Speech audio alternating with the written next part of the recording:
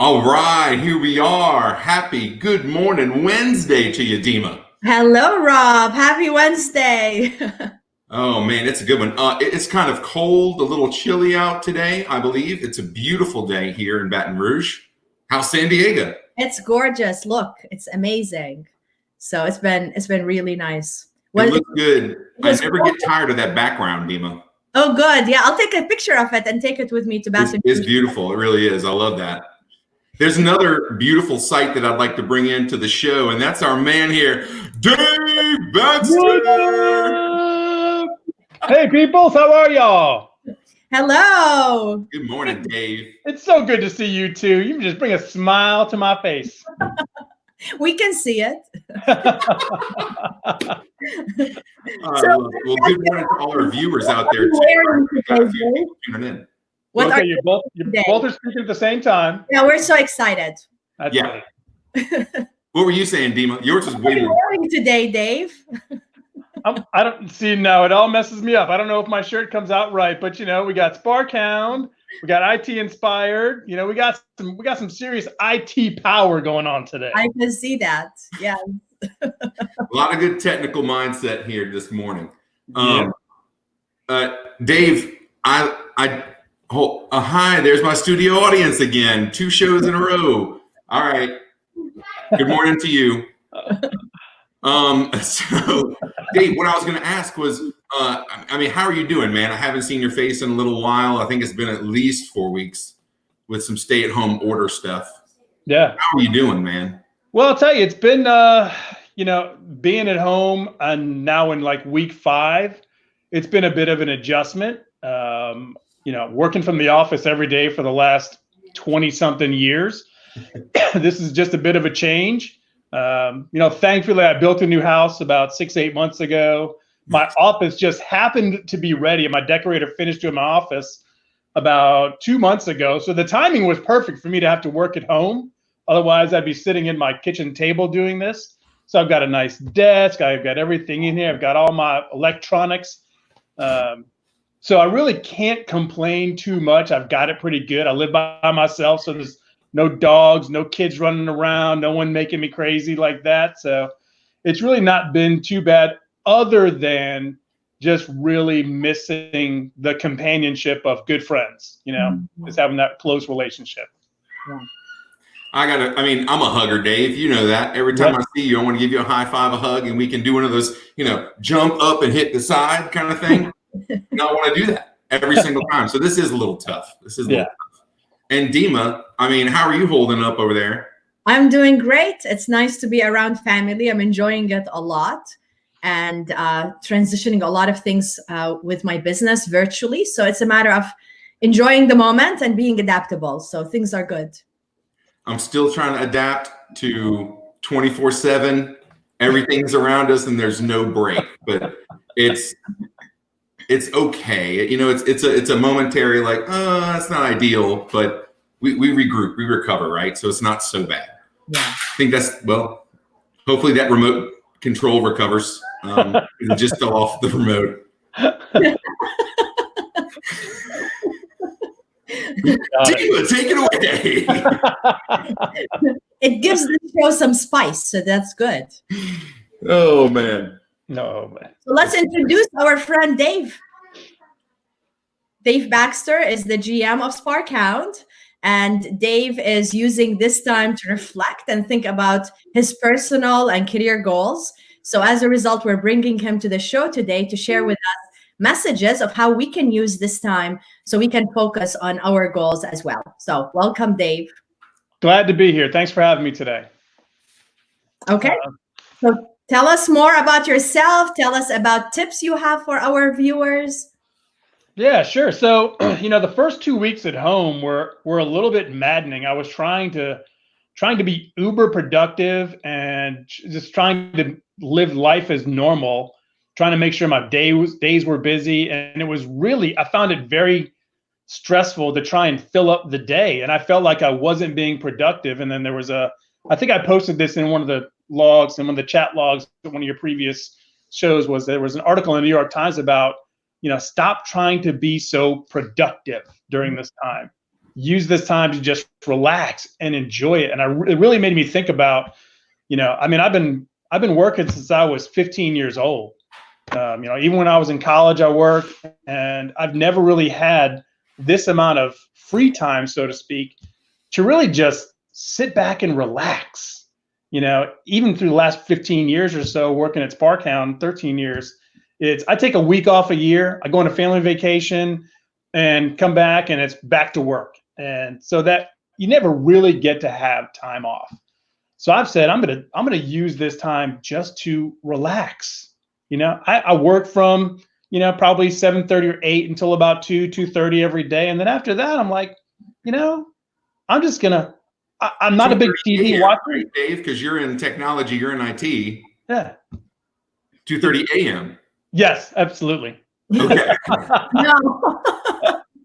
And so I said, I'm not trying to sit here and be super productive from a work standpoint, but what can I do from a personal standpoint? I'm not a big TV watcher. There are certain shows that I like, and others, people would tell me about it. I got sucked into that god awful Tiger King debacle. Oh my gosh. Whew, it was bad. But I said, what are some of the things that I've always wanted to do that I just haven't had the time to do personally? And then I kind of flipped that after doing some personal work on professionally. Let me look back and see, where have I been and where am I going to, and how can I take advantage of what I learned through those years and start putting together some things in place so that when we do get back to kind of, normal working conditions, I can take advantage of everything that I've learned over the years. And so it's really been what I've been focusing on probably the last 2 to 3 weeks, is looking at what those personal goals are, looking at what those professional goals are, and just taking the time to think about how I want to execute on all those without being stressed about, I have to have it done by the end of the week, or I have to have it, I have to have it documented, and I got to send it off to so-and-so, and they've got to. No, it's all really internal, and what going at the pace that makes me feel good, doesn't stress me out. But at least there's some sort of light at the end of the tunnel where I can say, okay, when this whole situation is over, I'm going to feel like I use this time wisely, A, just to relax, B, to reflect, and then C, to improve. And so I'm really trying to use this time wisely. Wow. Dave, I mean, I was joking, but are you really, is it 2:30 or is it PM or AM? It's PM. No, it's PM. Yeah, like 2:30 in the afternoon, I'm pretty much done with, work stuff.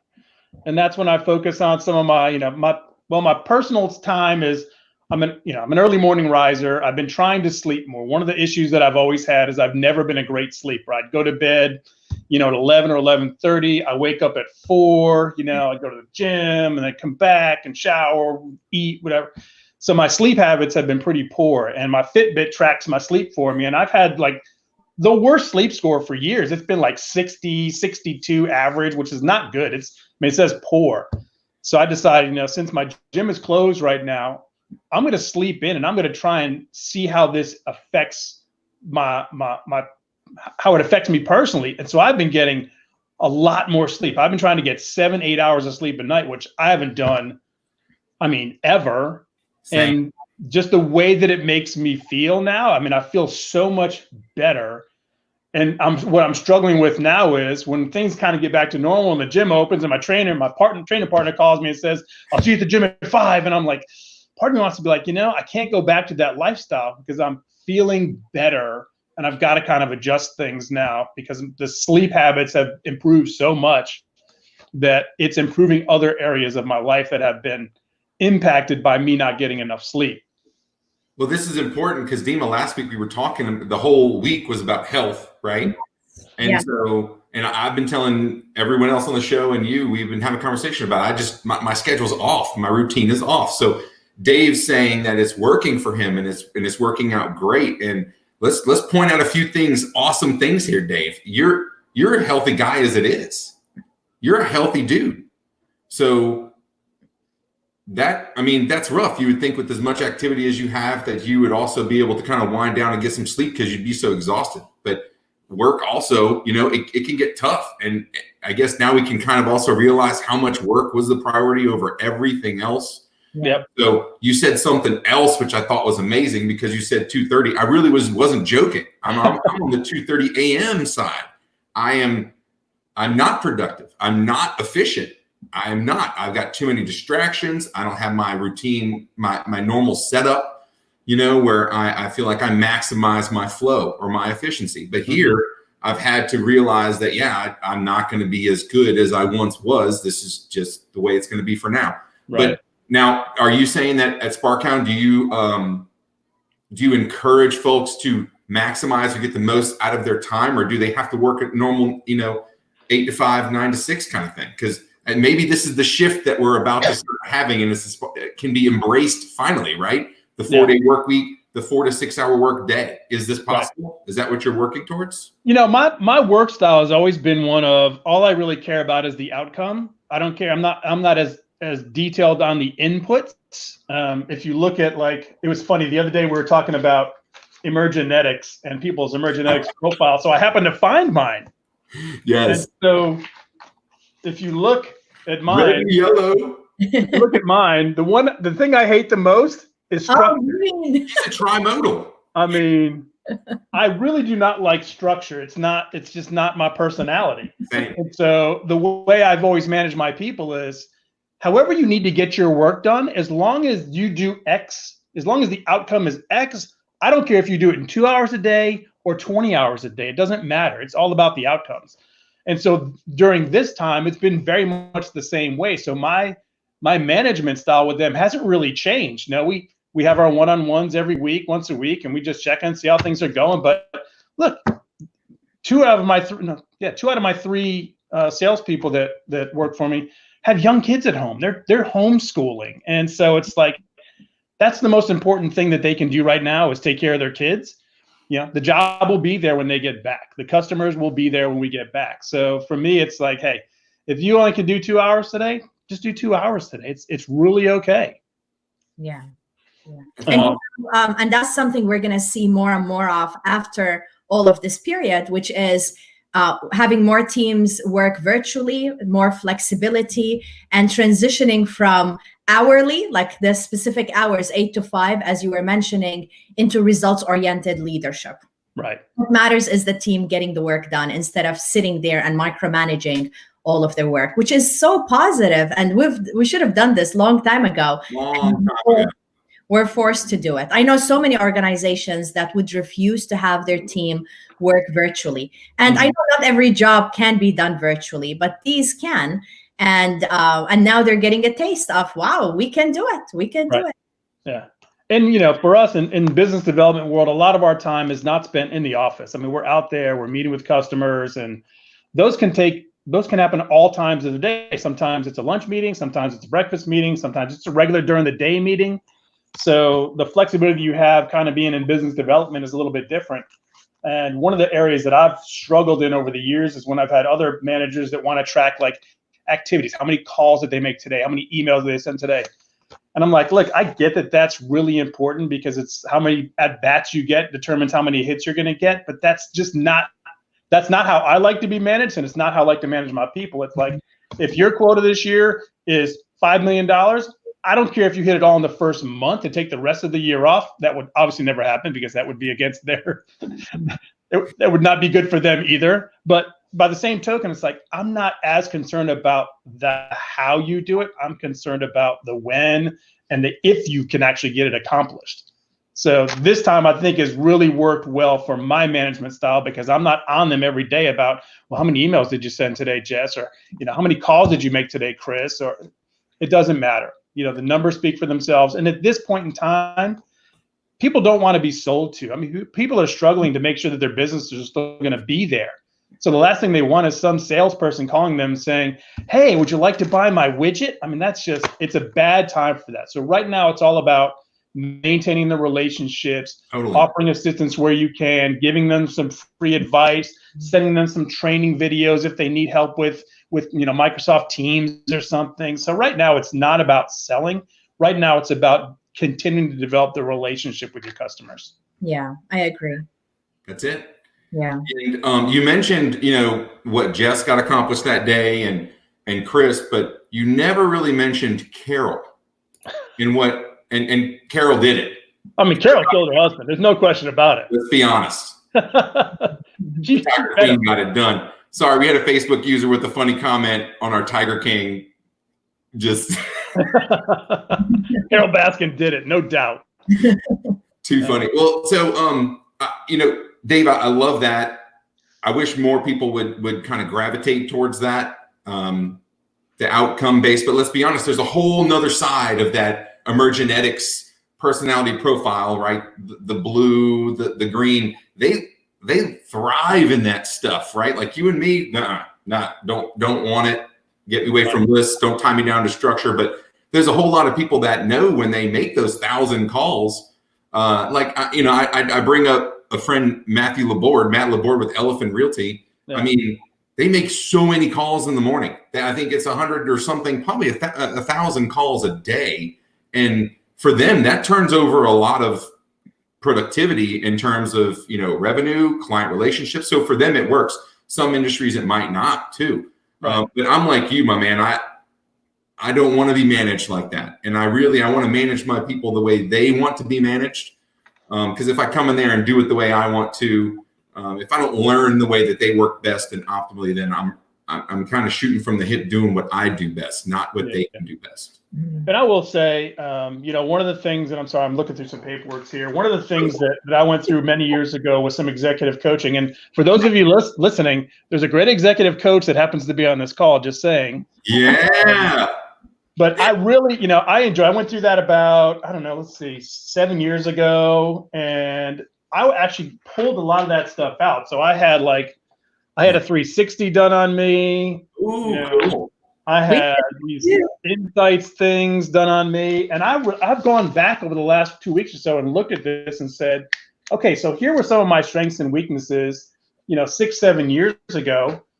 Where am I on that spectrum now? Have I improved in any way? So it's given me an opportunity to kind of look back and reflect and see, did some of that coaching actually impact me the way I hoped it would? And in some areas it did, and in some areas it didn't. And I think, you guys know I've gone through a bit of a change in life the last couple of years, which has forced me to be a little more introspective. But it's really given me an opportunity, setting some of those professional goals. And then, Rob, you were talking about the different styles of people. I have one guy he's big green, man, structure. I mean, he tracks everything down to the nth degree. And then I have others that are very much like me. It's like, I'm not so much worried about the minutia. I'm worried about the big picture. And so I have to figure out how to manage each one of them differently based on the personality style that they have. And then you look at my disc profile, and I'm a high D and a high I, and I have got no C and a halfway S.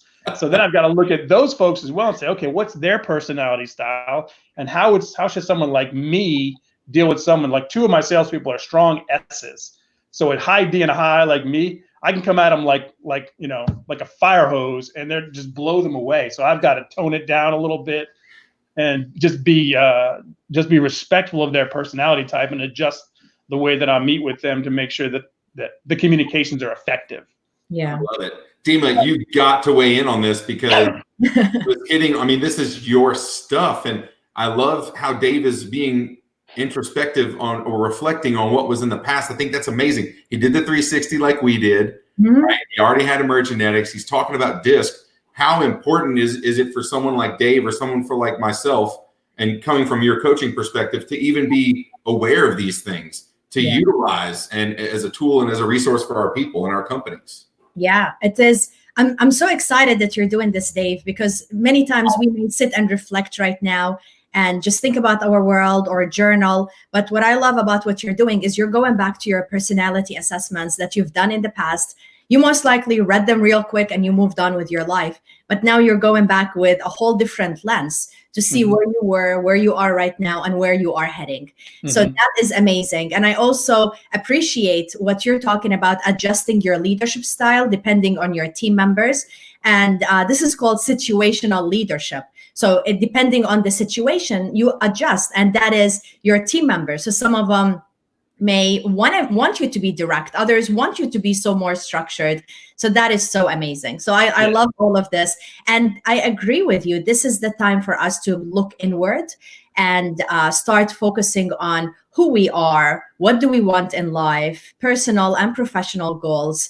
And I know from my situation, when this whole thing happened, a week after it started, I had 3 people in one day ask me, they're like, what is your action plan? And I'm like, it's been a week. I don't know what I'm dealing with. Like, I don't know what my plan is. Yes, I had a lot of keynotes that got rescheduled, training that I've been working on, booking for months, finally got signed, and all of this happened. I don't know what my action plan. So many times we're programmed to go, go, go. Think of the future. What is your action plan? And what you're doing is amazing, is taking the time to pause, to take care of your health, to sleep, and to, of course, reflect. Because when we reflect, when things change, that's when we realize, wow, maybe the path that I thought was okay is no longer okay. And I'm going to say one final thing. A lot of people, they're talking about going back to normal. Like, they can't wait for things to go back to normal. And I feel for them, because I don't think things are going to go totally back to normal. And if they do, we're not going to be the same people. You're not the same person as you were a month ago. And your goals are different. The way you view life and your finances is very different. So yeah, so we're not going back to normal, because we are going to be better and more evolved people, hopefully, when all of this is done. Yeah. And I don't want to go back to normal. I mean, normal was good, but I want it to be better. I want to take this opportunity to kind of improve. And, so going back and, looking at the emotional intelligence and doing that assessment again. I mean, this was a game changer when I went through and did that EI assessment. It was really, really good. And so let's take advantage of all that stuff we've been taught and trained on. But like you mentioned, Dima, I mean, a week after, you put all this, you go through and you do strength finders and you figure all that stuff out. And then you go, oh, that looks good. And you put it in a drawer on your desk and you forget about it. Yeah. Take this time now to evaluate all those things, reflect on them, figure out what you can do moving forward. And, don't make a list that's 9 miles long. You're never going to accomplish it all. It's like, if I can do one thing better when we come back from this, maybe 2, it's like setting goals. Don't set 10 goals. You'll achieve 0. Set one major goal, maybe one minor goal, and you have a much better chance of succeeding at that goal. That's really what I'm trying to work on. One of my personal goals was, I really want to be able to run an 8-minute mile. Now, if you see me, this is not the body of a runner, right? I'm not. But that is a body, Dave. Let's be honest, okay? Yeah. Can't wait to see you again, big boy. Finder. Look, I found it. I'm crooked and weak. Look at me. But and I've never really been a runner, and I have a bad ankle, so running has not been good for me. But my buddy Matt Smith at SOS Medical Supply, shameless plug, got me a brace for my ankle, and I'm able to run now. And so for the last 4 or 5 weeks, like 3 times a week, I'm going out and I'm running at the Highland Road Park on the cross country route that they have, and it's been tough. I'm not going to say it's been easy, but I'm getting close and I'm almost there. My last mile was like a 9:08. So, I think a couple more weeks I'll be there. So there's just, sleeping more, taking care of my health, spending more time in the Word, and making sure I'm blocking out, 30 minutes to 60 minutes a day just to reflect and read the Word. It's all on the personal side. It's been great. And on the professional side, it's been great to kind of go through some of these assessments I've had in the past and really think about how can I take those and turn the new normal into something even better than the old one. Wow. I love it. I love it, Dave. And I gotta throw a shout out to you threw a shout out, SOS Medical Supply. I got my buddy Josh Daigle right here. Strong side, left side. Love that. Love that. That's Dave, so amazing. I gotta say, I'm impressed, man. Most people are not doing that. I mean, I wouldn't expect anything less of you. You are always constantly trying to achieve the next best version of Dave, man. You're amazing. You're so sweet. But I think that's strong of you to even take that time and do that right now. You're doing it physically and mentally, if you think about it, even emotionally. Yeah. That's taken on a lot. So, I mean, We know you're going to do it. I'm proud of you, man. That's amazing. And get that sleep. I track it on the Apple Watch. That's been great. So get a Fitbit, get an Apple Watch, get something. Yeah. I realized having the data, right, allows me to make more informed decisions where I might have guessed how I was sleeping, how I was eating, how many steps I took. Now I know. And I can make an action plan or take a different step in a different direction if need be, based on the data and the information. Mm-hmm.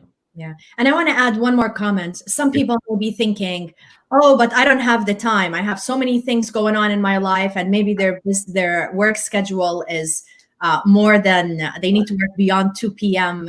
Dave time. But think about our commute time. We used to spend a lot of time commuting.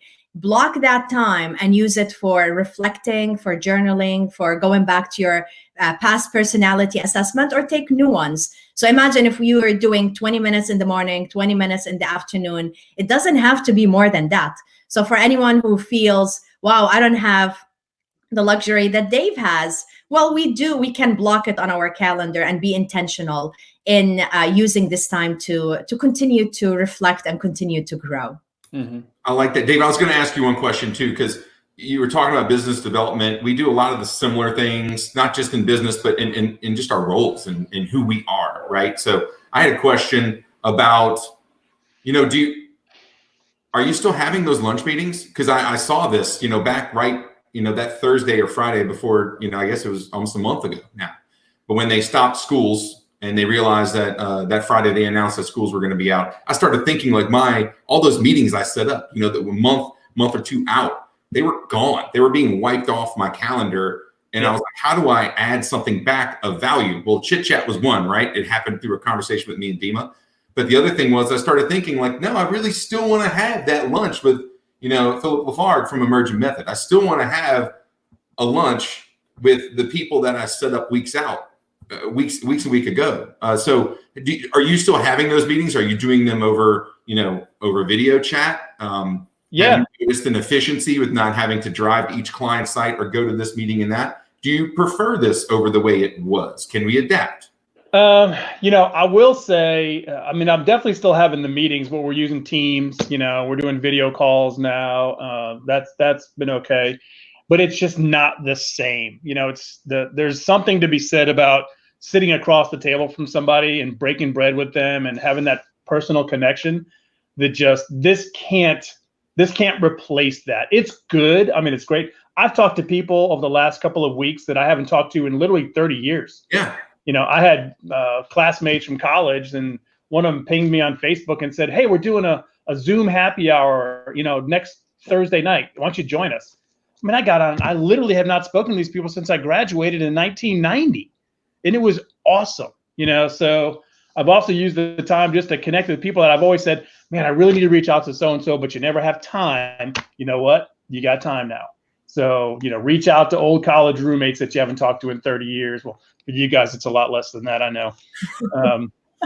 But it's been good to reconnect with folks like that. Well, and I know it's not going to replace it, but can it enhance it? Can it supplement it? Can it take away those useless ones that were there just for a drive? Can we sort of agree now that this really does kind of open up a lot of flexibility, efficiency, and some operational things that can be done in its place? So, do you think do you think maybe out of the 5 or so meetings that we would have had face to face, do you think we can have 3 virtually now? Do you think we can have? Oh, 2 absolutely. virtually? Yeah. No, I would say we do a lot of our meetings already, through Teams and using video chat because it's so much easier. And even the customers appreciate it because they're like, look, I don't have an hour to leave the office, go have lunch somewhere. We get backed up, so they're like, hey, can we just do 30 minutes? And you can do an online video chat in 30 minutes. And they appreciate it sometimes because their time is valuable as well. Absolutely. So I do think that there is definitely, this is going to, I think, increase the normalcy of doing video chats instead of having, face-to-face meetings. Although if there's one thing that I really can't wait to get back to, it's, man, do I want to go to Ivar's and have a beer on a Friday night? Maybe going to Magpie. I miss our coffee time. Yes, go to Magpie with you in the morning and have coffee, and go to Ivar's with my man Neil Patel at night and have a beer. And I missed all the invites from Dave and Dima. Well, glad you, Rob, you're invited. Yeah. Oh, Rob, I meant to say we're at CC's in the morning, and we're at but no, I'm looking forward to just reconnecting with some folks. I mean, I've had very little, one-on-one interaction with people, even my own kids. I mean, I haven't seen my daughter in almost a month, and I haven't seen my son in almost a month. So it's been kind of hard. Yeah. Well, sending some love their way right now. Yeah. Give them an elbow bump, some love, throw out a kiss. But yeah, that is tough. We do have to talk. I mean, let's talk. Dima's across the country right now. We can't give him a hug if we tried. Well, we can always try like this. Here's a virtual hug. I like it. That's great. Well, this has been awesome. Dave, love you having on the show, man. This has been, love having you here always. In our company is great. And I haven't experienced this either. I don't think I've had the dynamic of you and Dima together, and it's just us plus everyone on Facebook, LinkedIn and YouTube. This is special. That's good. Well, Dima and I have known each other for, gosh, how long now? 7, 8 years, maybe? I don't think so, because I moved to Louisiana 6 years ago. So, okay. But we were on board together, and that's how we became friends. So most likely it was 5 years and a half ago, which is amazing. Yeah. Crazy. Awesome. And I cherish our friendship. As do I. Hey, that wasn't for you. He got it. Stole one. Y'all are so bad. Let's get this love fest to a semi-closing. This has been awesome. We are running a little bit late today, but we had so much to talk about. I mean, Dima, what were your highlights for today? And then let's close it out.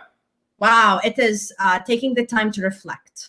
How can I even top this? It is taking the time to reflect. There's a lot of fear. There's a lot of uncertainty and insecurity. So why don't we just take the time to discover who we are and take control of the kind of life we want in the future? I love it. Thank you for that.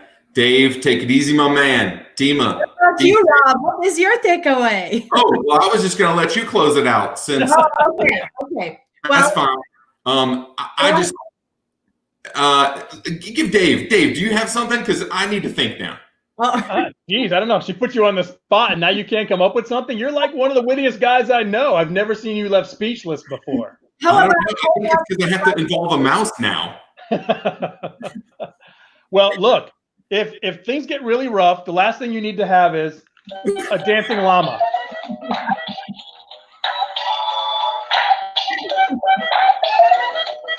A good way to end it now.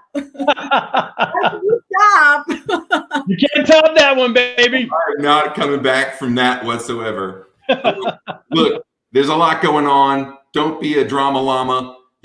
Shake it if you got it. Have some fun. And let's take some time to reflect. Let's take some time to say thank you. Let's show some gratitude and put a smile on our face and others. How about that? Is that a good one? Love it. Yes. Love y'all too. Thank you everybody for tuning in. This was an amazing show. Great chit chat with Dave today. Have a great one, everybody. Bye, Bye, y'all. Bye.